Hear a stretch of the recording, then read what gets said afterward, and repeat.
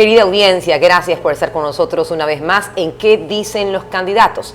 Hoy el candidato de Avanza está con nosotros, Luis Felipe Tillería Limongi. Vamos a revisar su ficha. Luis Felipe Tillería Limongi, candidato presidencial por el movimiento Avanza, su binomio es Carla Rosero, tiene 43 años, es un empresario guayaquileño, experto en bienes raíces, migración y finanzas, concejal de la City of London desde 2022 hasta la actualidad. Migró del Ecuador en el año 2000.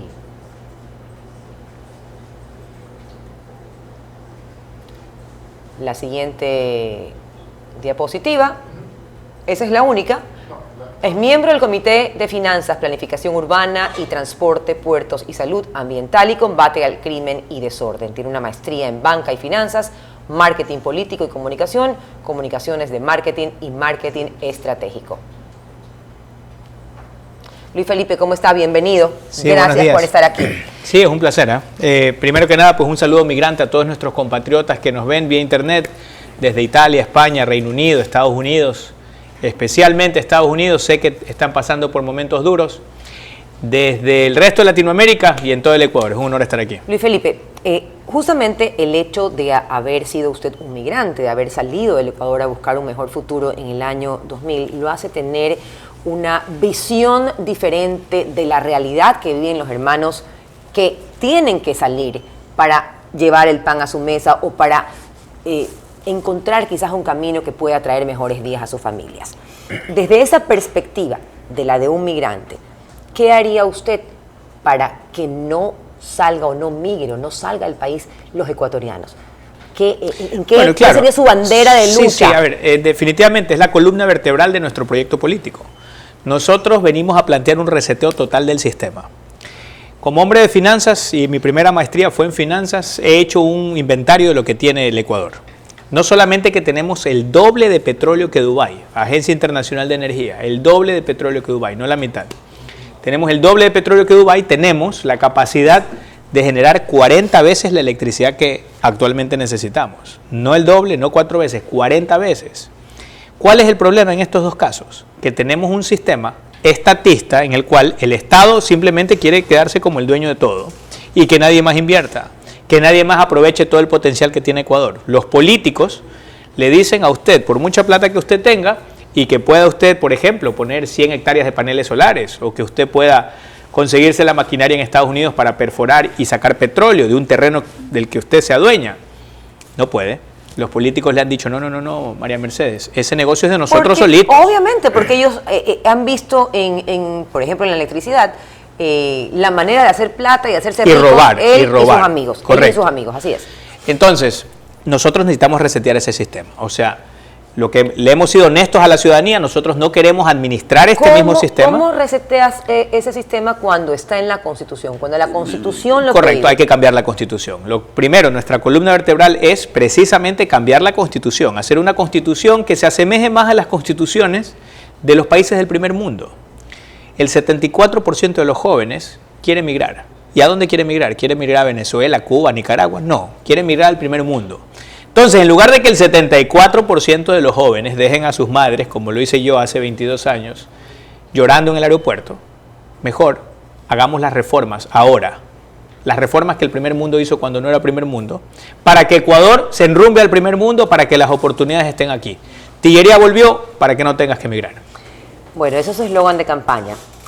También usted ha presentado un plan contra la inseguridad, justamente para hacer del Ecuador un país más seguro.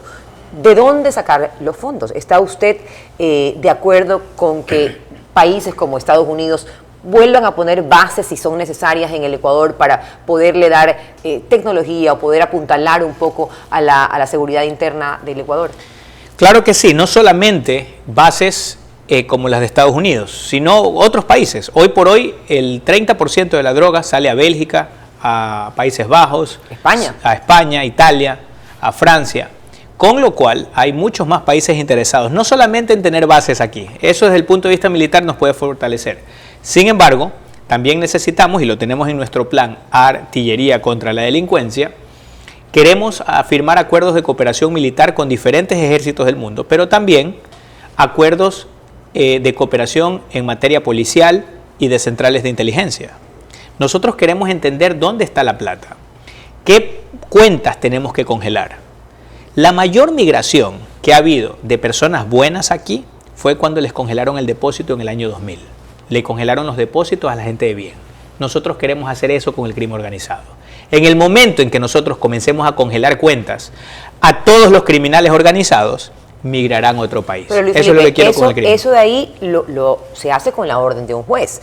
¿Cómo limpiar el sistema judicial ecuatoriano? Hemos visto que viene la policía, hace un operativo cuesta plata, porque movilizar a un policía cuesta dinero. Hacer estos allanamientos, etcétera, poder agarrar a los delincuentes, para que venga un juez y los deje libres, como fue el caso de El Chino, uno de los capos de los choneros. Lo agarraron y luego nuevamente está en las calles paseándose libremente, sí, o escondido en algún lugar para que no lo vuelva a atrapar la policía. Sí. A ver, lo que nosotros necesitamos aquí es principalmente resetear totalmente el quehacer justicia. Acabo de venir de Cuenca y en Cuenca había un letrero que le llamó la atención a mi esposa, quien es de Bruselas, y decía: esto es un barrio seguro, delincuente detenido, delincuente ajusticiado. Yo también lo he visto en algunos otros sectores del país, y realmente es espeluznante. Sí, pero a la final, si uno ve un poco más allá, se da cuenta de que entonces esa comunidad ya no cree en los jueces. Creo que es hora de devolverle a la comunidad el quehacer justicia. Pero ¿cómo lo haremos para que no lleguemos a la edad medieval? Lo que tenemos que hacer es devolverle a la ciudadanía el quehacer justicia. ¿Cómo lo haríamos? Como se hace en Estados Unidos, en Inglaterra, o como era en Ecuador hasta 1938, con un sistema de jurados. Es decir, va a ser el barrio, o la comunidad, o la ciudad, quien elige un sistema de jurados de 15 o 20 miembros, y el juez ya no da el veredicto. El juez simplemente guía el juicio, acepta las pruebas, dice cuáles son los plazos para presentar pruebas, los descargos, en fin. Pero al final del juicio, el que dicta el veredicto, a ver si sale libre o no ese delincuente, es un sistema de jurados de la comunidad, de la ciudad, de 15 o 20 miembros, gente intachable de la academia, periodistas y un largo etcétera de gente de bien. Así le resulta pues 20 veces más caro al delincuente sobornar a un juez, o le resulta 20 veces más difícil amenazar a un juez. El juez ya al final no va a tener el veredicto final, va a ser la ciudadanía a través de su jurado. Funciona actualmente en Estados Unidos, funciona actualmente en Inglaterra, y así funcionaba en Ecuador hasta 1938, cuando Ecuador era un país de oportunidades. Luis Felipe, usted es concejal de la ciudad de Londres desde el año 2022, y obviamente pues el Reino Unido para mí es primer mundo, ¿no? Es una de las ciudades más importantes de Europa. ¿Qué cosas que usted ha podido, o en las que ha podido trabajar allá, se pueden aplicar acá en el Ecuador? Todas. ¿Qué modelos? Todas, pero yo creo que todo arranca. ¿Qué, por ejemplo? Todo arranca con la democracia. Aquí no tenemos una democracia. Aquí en los últimos 45 años hemos tenido una dueñocracia. Y yo la entrevisto a usted un ratito para explicarle cómo funciona el sistema de dueñocracia, que probablemente pensamos que es normal, pero en realidad somos víctimas de un secuestro. Imagínese, usted votó en las últimas elecciones, usted votó por una lista de 15 asambleístas nacionales en una papeleta. ¿Usted se acuerda, o quienes nos escuchan y nos ven, se acuerdan cómo se llamaba el tercero de la lista de 15 asambleístas nacionales por la que ustedes votaron?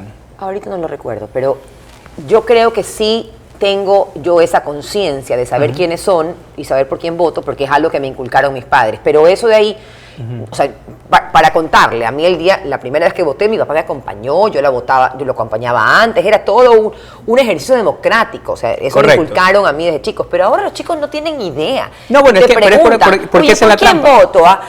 Porque no tienen idea. Pero es que ahí viene la trampa, o sea, de quienes nos ven, pongan en los comentarios, ¿quién se acuerda de cómo se llamaba el tercero de la lista? Eran 15 en la lista. ¿Quién se acuerda cómo se llamaba el tercero? Porque si no se acuerdan cómo se llamaba el tercero, significa que probablemente no lo conocen a ese tercero. Ese tercero no tiene favor y temor con ustedes porque él sabe que ustedes no lo conocen. Entonces, quizás el cuarto se quedó fuera, pero ¿de quién depende si va tercero o cuarto? Del dueño del partido. Entonces, ese tercero desconocido que entra de agache debe su favor y temor al dueño del partido. Entonces, los dueños de partidos actúan como titiriteros con los asambleístas. Se reúnen en una mesa chica y ahí comienza. El uno dice yo tengo 15 asambleístas, el otro dice yo tengo 25, el otro dice tengo 45. Pero también se debe a un movimiento, y un movimiento que tiene un líder. Hay una diferencia. ¿Cuál es la diferencia? ¿Cuál es la diferencia? Que yo gané unas primarias. Acá, en la asamblea, normalmente los dueños de los partidos son los que eligen a dedo quién va tercero y quién va cuarto. Es decir, si ese asambleísta tercero no le hace caso al dueño del partido, la próxima lo pone en décimo. Y si le hace caso y se porta bien, lo pone en primero y entra seguro. Entonces también usted está de acuerdo con que debe haber una reforma al Código de la Democracia. Totalmente de acuerdo, y arranca con un cambio constitucional para que la democracia no esté secuestrada por los dueños de los partidos políticos. Yo soy concejal de Londres y fui independiente, soy independiente hasta la actualidad. Yo pude participar sin ningún partido político. De hecho, de eso se debería tratar la democracia. Que el día de mañana, si a usted la conocen en su barrio como alguien honesta, usted pueda representar a su barrio. Pero aquí, ¿no es una utopía para un país latinoamericano o algo así? No, para nada. Más bien yo creo que esa sería el comienzo de la solución. Por ejemplo, dividamos el país en 151 distritos. De esa manera, el Comité del Pueblo en Quito tendría un asambleísta. Barrios como La Alborada aquí en Guayaquil tendría un asambleísta. Cooperativa Unión de Bananeros en el Guasmo tendría un asambleísta. Y así, que en todo el territorio nacional, cada barrio o cada ciudad, dependiendo de la densidad poblacional, por ejemplo, Balsar y El Empalme, entre los dos elegirían un asambleísta. Nunca han tenido un asambleísta. La Fertiza en el Guasmo nunca ha tenido un asambleísta. Entonces no podemos decir que tenemos una democracia si esos sectores nunca han estado representados. De esta manera resolvemos los 7 pecados capitales de la dueñocracia ecuatoriana. Punto número 1.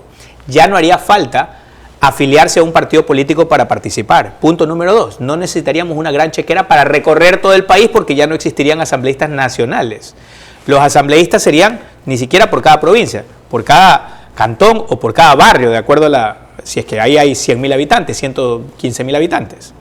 De esa manera usted nomás tiene que recorrerse, si quiere llegar a la asamblea, recorrerse su barrio, su sector, su ciudad. Y de esa manera también los ciudadanos estarían sumamente empapados de los planes que tienen... Porque solo tiene que representarlo exacto, uno. De los planes de trabajo de cada uno de ellos. Si yo le vuelvo a hacer la misma pregunta y ahora le digo, ¿cómo se llama el alcalde de su ciudad? Todos me responden, porque solo se tienen que acordar de uno. La trampa de la dueñocracia está en tratar de ponernos 15, porque si no nos acordamos ni de los 10 mandamientos, ¿qué nos vamos a acordar de 15 fulanos? Porque nos quieren meter asambleístas de agache. Nos ponen de punta de lanza un futbolista o una bailarina para que el resto entre de agache. ¿Quiénes están en su lista de asambleístas, Luis Felipe? Bueno, la asambleísta... ¿Quién es cabeza de lista? Lamentablemente, por estos errores de la democracia y estas arbitrariedades que se dan, nos eliminaron nuestra lista de asambleístas. Pero está bien, porque nosotros le decimos a los asambleístas, incluso algunos que tenemos a nivel local, que no se compre interno, porque cuando lleguemos al poder vamos a convocar una asamblea constituyente. Y eso quiere decir que la actual asamblea se irá a su casa en máximo 11 meses. Es decir, que usted va con una constituyente de plenos poderes. Correcto. O sea, no va a funcionar porque hay otras asambleas que pueden reformar la Constitución y no necesariamente son de plenos poderes. Correcto. Esta será de plenos poderes, es decir, tendrá poder de actuar como un cuerpo legislativo hasta que tenga la Constitución lista. Luis Felipe, en su plan artillería contra la delincuencia, ¿cuáles son los ejes principales de trabajo que tendría y quién estaría a la cabeza de esto? Sí, ver, lo fundamental, usted me preguntaba de dónde va a sacar los recursos. Aquí la clave es que vamos a optimizar los recursos existentes. Gastamos aproximadamente 3.500 millones de dólares en defensa. Es suficiente dinero. Italia tenía un problema similar al nuestro y era más pobre que Ecuador. Recuerde que mi bisabuelo vino de Italia a Manabí. Yo soy mitad manabita y tengo ascendencia italiana. Los Limongi hoy son manabitas, pero hace 4 generaciones eran de Italia. Italia tenía un problema con mafia. De hecho, no ha habido más mafia que la mafia italiana. E Italia en ese momento era más pobre que Ecuador. ¿Cómo lo hicieron? Optimizando sus recursos. ¿Qué significa esto? Nosotros queremos hacer una fuerza dual que sea como los carabinieri de Italia. Entonces, en lugar de tener a las Fuerzas Armadas, vamos a tener a estos carabinieri, en donde nuestras Fuerzas Armadas... O sea, las Fuerzas Armadas se quedarían para cuidar el territorio nacional en caso de una... O sea, las mismas Fuerzas Armadas tendrían ahora una función dual. Ah, ok. ¿Ya? Las Fuerzas Armadas cambiarían, serían una fuerza dual. En época de guerra están listos para ser militares, pero en época de paz no es que se van a pasar jugando boli, sino que van paralelamente a las fuerzas, a la Policía Nacional, a controlar permanentemente los barrios. De esa manera arrinconamos al crimen organizado en los barrios y se eliminan las vacunas. Eso como punto emergente número 1. Punto número 2, queremos también que los más de 100.000 reservistas que tenemos actualmente controlen permanentemente las cárceles, no como algo excepcional previo declaratoria de un estado de excepción, no. Permanentemente que las Fuerzas Armadas, a través de los más de 100.000 reservistas, se vayan rotando cada 3 semanas para evitar contaminación y controlen las cárceles permanentemente. Es decir, que el SNAI se vaya a su casa porque a ellos se les escapan los más buscados y además que los presos trabajen. Lo he dicho, que los presos trabajen como chinos. No tengo nada en contra de nuestros hermanos chinos. De hecho, elogio su cultura de trabajo. Justamente por eso es que lo dicen, que claro. Trabajen fuerte. Que exacto. Trabajen. Y además que sea el municipio, la prefectura o el estado que administra la cárcel que pueda vender esa fuerza laboral al exterior o con compañías locales. ¿Qué hay de privatizar las cárceles? Bueno, algo similar. Lo que nosotros queremos es que sean las Fuerzas Armadas quienes controlan, pero eventualmente pueden haber servicios privatizados. Sin embargo, la fuerza laboral sí la podemos privatizar totalmente, que no sea ese cheque que reciban los presos que venga del Estado, para nada. Queremos que, por ejemplo, el día de mañana pueda venir Lacoste o Tommy Hilfiger y nosotros decirles, oye, en lugar de que tengas que pagar $385 mensuales por un chino en Shanghai que te confeccione tus blue jeans, mejor paga $300 por un preso en Ecuador. O en lugar de decirle a Lacoste, paga $325 por un peruano en Piura, mejor paga $300 por un preso en Ecuador. Están a cargo de las Fuerzas Armadas, es decir, van a tener cierta disciplina, no se te van a emborrachar el día domingo, te van a llegar temprano el día lunes y vas a tener tu pabellón, tu fábrica la puedes tener al lado de la cárcel. De esa manera, el Estado de los $300 podría retenerles 100 para casa y comida. Es decir, ese preso, como se dice en Inglaterra, se lava su propia cara. No necesita que el Estado mantenga ese preso. Exacto, se mantiene solo. Ese se mantiene preso que solo. no trabaja, no come. A ver, allí tendríamos que respetar ciertos tratados internacionales, pero el que no trabaja no va a tener acceso a reducción de penas, va a tener el mínimo calórico para esas comidas. Sin embargo, el que sí trabaja, aparte va a tener pues ya su presita de pollo, etcétera, etcétera, va a comer bien, va a estar mejor cuidado y a la final se le pasa el tiempo mucho más rápido y va a poder aplicar a reducción de penas. El que no trabaja no tiene ningún beneficio.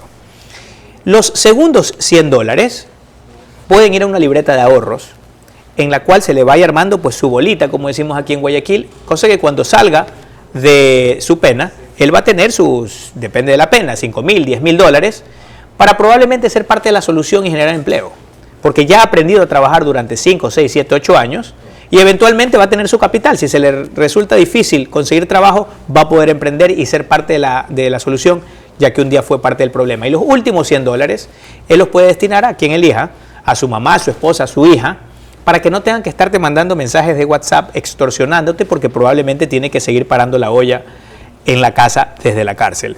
De esa manera vamos a hacer que los presos se rehabiliten, los vamos a hacer trabajar para que entiendan lo que es ganarse la propiedad privada que algún día le arrebataron a alguien. Y como punto número 4, nosotros pensamos que es necesario la prevención. Queremos que vuelva el servicio militar para los jóvenes, la premilitar en los colegios y tener escuelas de arte, cultura y deporte para los jóvenes. No queremos que entren al crimen organizado. Es difícil hacer en esta época que un chico no vea al crimen organizado como la solución a su vida, como la única manera de salir de la pobreza. ¿Cómo podemos hacer justamente más atractivo que un joven ingrese a la universidad y no entre una banda de delincuentes? Bueno, lo primero es que tenemos que aumentar los cupos universitarios. Lo segundo es que tenemos que hacerlo más fácil. Aquí en Ecuador artificialmente se estudian 4,5, 5 años para obtener un título universitario. Nosotros proponemos reducir los años de universidad a 3 años.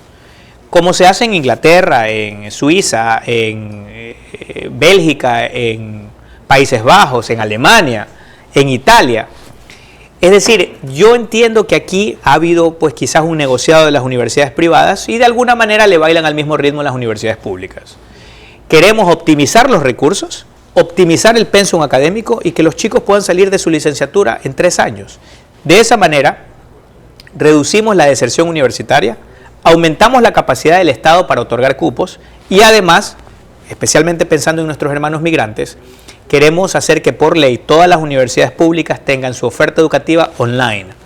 De esta manera, cualquier carrera también va a estar disponible en cualquier universidad pública online.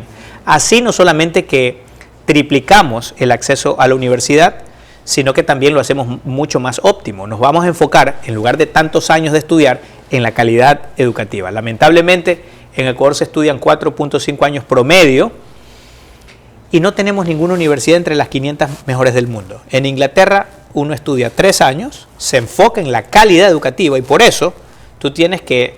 Hay 3 universidades inglesas siempre en el ranking de las 10 mejores del mundo. Luis Felipe, ¿usted cuántos años estuvo fuera del país? 22 años. 22 años, pero venía... Bueno, sí, venía cada 3, 4 veces al año. O sea, mi mamá está aquí, mi hermano está aquí, claro, tengo un par de inversiones aquí, claro. Y todos los días, pues obviamente pendiente por WhatsApp, desde que tenemos WhatsApp, y antes nos gastábamos gran parte del sueldito en las tarjetas telefónicas, claro, ¿no? Por supuesto que sí. Pero eso por lo menos pienso que sería así. Una persona que no vive el día a día en el Ecuador, cuando viene se topa con una realidad dura y difícil en muchas ocasiones. ¿Qué es lo que más le ha impactado a usted en sus recorridos por el país, ahora que está bueno, fíjese que en la mayoría de cosas yo las usted sabía. Dice, sabe que yo esto de aquí no me imaginaba que era así, o sea, ¿qué es lo que más le impacta de la realidad nacional? A ver, y lo que le gustaría trabajar, sí, ¿no? A ver, la realidad nacional pues es totalmente evidente, no por santos, hoy por hoy nos llaman un narcoestado. Lamentablemente, uno antes de aterrizar en Ecuador ve muchas veces en Facebook un crespón negro porque algún amigo, algún vecino ya se murió, lo mataron. Eso es algo totalmente evidente sin vivir aquí. Uno habla con los familiares y se da cuenta del desastre que es el Ecuador en estos momentos. Mucho peor que el año 2000, mucho peor. Y es lamentable que... En el año 2000 teníamos una crisis económica, pero no una crisis de seguridad. De conmoción interna y de seguridad como la que tenemos ahora. Ahora la economía ha decrecido un 2%, ya no lo pudo aguantar, no pudo maquillar las cifras del señor Noboa. Ha sido un desastre total. Tenemos una nueva ola migratoria, es un desastre total. Ahora, lo que no había visto, por ejemplo, era el estado de las carreteras. Todas las carreteras costa-sierra están hechas pedazos. Especialmente la Balbonera Bucay, donde creo que es la más transitada del Ecuador, está hecha pedazos. Y yo lo que creo es que sí hay recursos. O sea, nosotros estamos gastando unos 3.500 millones de dólares al año en una burocracia parasitaria que no le sirve a nadie. Es decir, si hay una burocracia que funciona, que es eficiente, que podría ser y que es necesaria. Estamos hablando de cerca de 270.000 empleados públicos. Pero hay otros 230.000. Y entre esos hay médicos, hay maestros. Correcto. Hay médicos, maestros, Fuerzas Armadas, Fuerzas del Orden, sí. A ellos los vamos a capacitar y vamos a darles herramientas para que su trabajo sea más eficiente. Pero hay 230.000 que muchas veces, y hay algunos, que llegan a las 9 de la mañana, ponchan y a las 9:30 se van. Que ganan cerca de $4.000, $4.500. Y si eliminamos a ese pipón, nosotros podemos invertir ese dinero en obra pública y contratar albañiles que quizás no han tenido trabajo en 7 años o contratar a jóvenes ingenieros que recién arrancan a trabajar, que recién han salido de la universidad, o arquitectos o jefes de obra y un largo etcétera. 3.500 millones de dólares al año significan, si usted lo divide para 365, significan 10 millones de dólares al día. Eso significa, mucha plata. Sí, eso significa que en la primera semana de nuestro gobierno, si no tuviésemos esa carga de 3.500 millones de dólares de burocracia parasitaria, en la primera semana pudiésemos construir 70 escuelas con 70 millones de dólares. En la segunda semana, con otros 70 millones de dólares, pudiésemos construir 21 hospitales. Es decir, toda provincia, sáquele de ahí Galápagos, Guayaquil y Quito, tendrían su hospital adicional. Luis Felipe, pero en la tercera semana tengan... Pero eso no se hace tan rápido. O sea, hay algunas cosas que sí se pueden hacer rápido, de hecho. Porque lograr eliminar la burocracia y tener como saldo a favor esa cantidad de dinero no es de la noche a la mañana. Hay algunas cosas que sí se pueden tenga que desembolsar este dinero para los despidos, etcétera, implica que mucha gente se vaya, salga de ahí y ¿qué voy a hacer con tanto desempleado? O sea, hay entendido, y yo sé que ese ha sido el miedo de algunos gobiernos. Sin embargo, como le digo, por un lado, claro que vamos a eliminar esos pipones. Que eventualmente pipones, ustedes pueden convertirse también en gente productiva. Van a poder conseguir trabajo en el sector privado. O incluso en los contratistas que nosotros vamos a contratar para que hagan las obras, si es que son eficientes, pueden conseguir trabajo en el sector privado. Porque vamos a inyectar todos esos 3.500 millones en obra pública, o 2.500 de los 3.500 millones. ¿Cómo lo vamos a hacer? Para eliminar esos 3.500 millones de dólares al año que estamos desperdiciando allí, necesitaríamos un cheque de 5.000 millones, que en estos momentos el Ecuador no los tiene.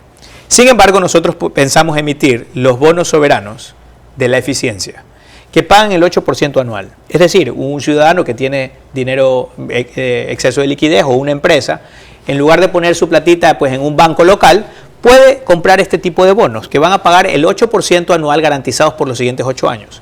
Esto significaría que por el cheque de 5.000 millones, nosotros vamos a tener que pagar cerca de 400 millones al año de intereses. Pero salimos del problema de tener que pagar todos los años 3.500 millones. Es decir, significa endeudarnos con 5.000 para pagar los 3.500, para pagar esos 5.000 de una sola vez, y ahorrarnos todos los años 3.500. ¿Cuánto nos cuesta eso? Tan solo 400 millones. Es decir, nos ahorramos netamente 3.100 millones de dólares todos los años. Es decir, eliminamos el déficit de raíz. Podemos endeudarnos en deuda externa a precios mucho más baratos, a menores tasas de interés, para siempre. Y además comenzaremos a invertir esos 3.000 millones en obra pública. Allí están empleos para cerca de 300.000 ecuatorianos en el primer año, de manera neta. Es decir, si ya le sumamos los 230.000 puestos que vamos a reemplazar, que vamos a eliminar, son 230.000 empleos en el sector de la construcción, por ejemplo, o obra pública, o hospitales, etcétera, etcétera, más 300.000 adicionales. O sea, plata sí hay. Pero para todos esos cambios, usted necesita la Asamblea Nacional. Y al no tener una lista de asambleístas, la cuestión se complica un poco, porque sabemos que la Asamblea Nacional puede ser la piedra del zapato y simplemente si le caes mal no gobiernas. ¿Con quiénes estaría usted dispuesto a hacer alianzas para poder gobernar? Con nadie, es lo mismo, con nadie, y para eso nosotros ya tenemos la democracia 3D. Esta va a ser la espada con la cual vamos a derrotar a la dueñocracia. Porque hacer los pactos significa sentarme con los dueños de los partidos políticos. Y me van a chantajear y me van a pedir hospitales, etcétera, etcétera. Pero hoy por hoy, nuestra actual Constitución, en el artículo 1, dice que la soberanía radica en el pueblo. Es decir, tú eres el mandante. Pero el artículo número 103 y el artículo número 104 habla de mecanismos de democracia directa. El Código de Comercio Electrónico ya nos habla de que una firma física es igual que una firma digital. Con lo cual, yo le pudiese preguntar con uno de estos teléfonos a la ciudadanía, pueblo ecuatoriano, ¿quieres que el día de mañana cambiemos X o Y artículo?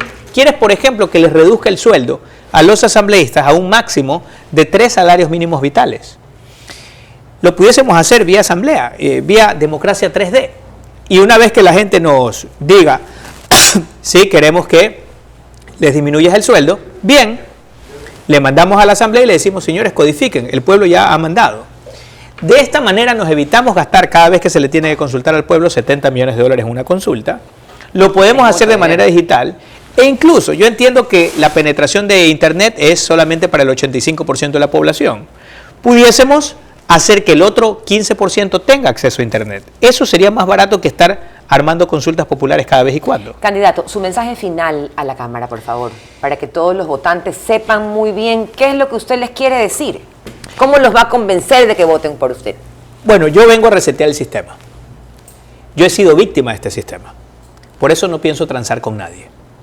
Yo no le debo a nadie de ese pacto mercantilista entre la política y la oligarquía, no le debo absolutamente nada. A esa oligarquía no le debo ni un centavo partido por la mitad. No le debo mi primera chamba, ni tampoco le debo una sociedad o el préstamo para mi primera casa. Pero tampoco a la clase política, no le debo un voto partido por la mitad. No he sido ministro de, no he sido alcalde de, no he sido recadero de nadie. No he nacido bajo el ala de ningún caudillo. Y yo sé que si queremos cambiar este país necesitamos pisar algunos callos. Pero no importa, no tengo compromisos con nadie. Mi único compromiso es con la gente, es con esta patria, para hacer las reformas necesarias, resetear el sistema y que Ecuador se enrumbe al primer mundo. ¡Viva la libertad! Gracias por estar con nosotros. Luis Felipe Tillería Limongi estuvo en este programa. ¿Qué dicen los candidatos? Le agradecemos mucho a nuestra audiencia y esperamos que usted tome la decisión el 9 de febrero. Hasta pronto.